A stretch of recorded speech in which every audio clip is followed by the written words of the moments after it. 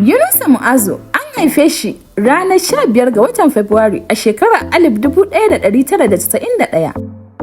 Ya shiga masana'antar shirya fina-finan Hausa ta Kannywood a shekarar 2009. Ya taɓa fitowa a fim guda ɗaya, Kar ki manta da ni, wanda FKD Productions suka shirya. Ya fito a ƙanin Shamsu ɗan iya.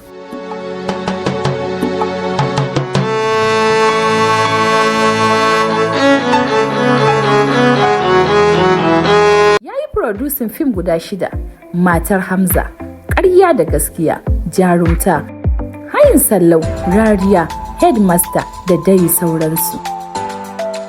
Ya yi daraktin fim guda 4, Zainabu, Abu Nazir, Ɗan Bazawara, Minad. Ya kasance assistant director a fim guda 4, Labari na series, Alaƙa series, Kar ki manta da ni movie, Mansur movie. Karamin jiki da babbar kwakwalwa, Allah ya ƙara basira, amin. Ya yi continuity film har guda 12, Ga duhu ga haske, Ɗan marayan zaki, Ɗakin amarya, Kwana 90 series, Malika, Fi sabilillahi, Munaya, Wata 4, Rumfar Shehu, Hikima, Saƙaddama, Laifin daɗi da dai sauransu.